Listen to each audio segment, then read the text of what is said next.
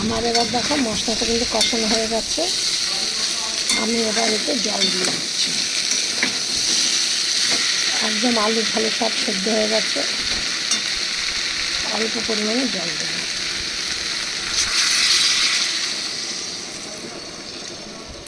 আচ্ছা, বেশি জল দিলাম না, অল্প করে জল দিয়েছি। তোমরা এইভাবে করে দেখো, দারুণ কিন্তু একটা রেসিপি এটা খেতে।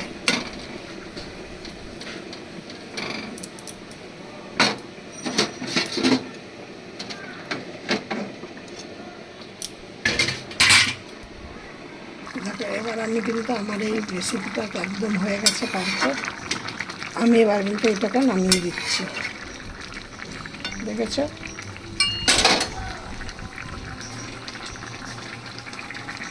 এবার দেখো আমার রেসিপিটা হয়ে গেছে।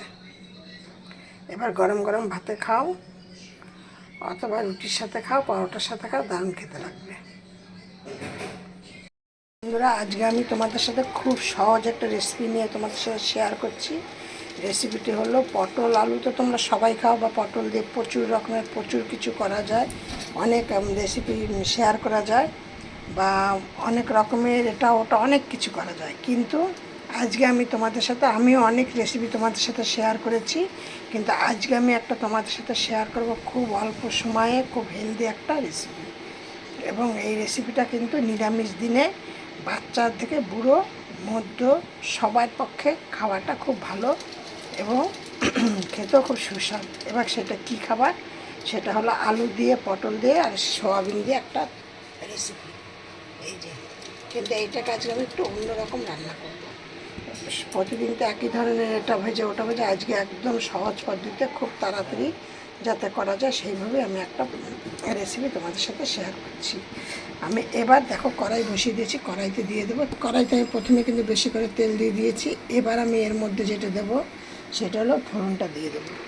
এবার আমি এর মধ্যে দিয়ে দিচ্ছি একটু দারচিনি, দুটো এলাচ থেতো করে, আর দুটো ছোটো ছোটো তেজপাতা। এবার এই ফোড়নটা একটু ভালো গন্ধ বেরোক, খুব সুন্দর একটা গন্ধ বেরিয়ে গেছে। এবার আমি গ্যাসটাকে কমিয়ে দিচ্ছি। এবার আমি এইখানে দিয়ে দিচ্ছি দেখো ছোটো চামচের, একদমই ছোটো চামচের 1 চামচ হিং। এই হিংটাই একটা নতুনত্ব দারুণ টেস্টি খাবার। এবার এর মধ্যে দিয়ে দিচ্ছি আমি এই পটলগুলোকে।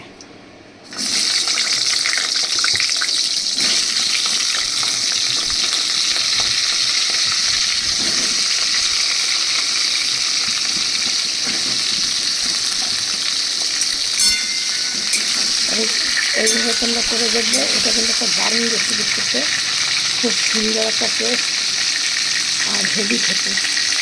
এখন কিন্তু আমি দিয়ে দিচ্ছি এর মধ্যে কিছুটা হলুদ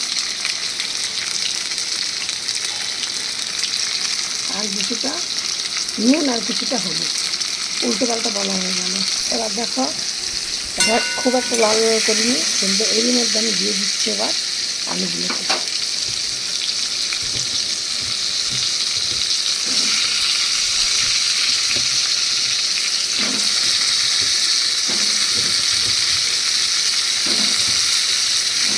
এবার একদম লাল লাল করে ভালো করে ভেজে নিয়ে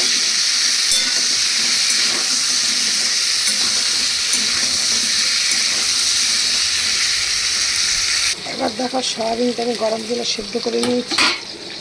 একটু গরম জল করে সেদ্ধ, মানে গরম জল করে তারপর তার মধ্যে দিয়েছি। এবার আমি এটাকে ভালো করে নিজে নিজে এর মধ্যে দিয়ে দিলাম।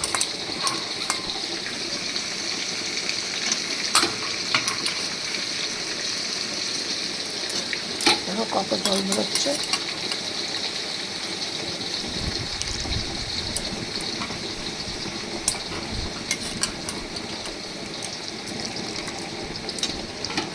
এই জলটা যদি থাকতো তাহলে কিন্তু সয়াবিনের তরকারিটা খেতে ভালো লাগতো না। আমি চম্পা রেসিপি হাউস থেকে তোমাদের সাথে এই রেসিপিটি শেয়ার করছি। আমি চম্পা। এই রেসিপিটা যদি তোমাদের দেখে যদি খেয়ে যদি ভালো লাগে বা বানিয়ে, তাহলে একটা লাইক করে কমেন্ট করে, আর নতুন বন্ধুদের বলছি একটা সাবস্ক্রাইব করে পাশে বলতে বাজিয়ে অন করে রেখে দিই।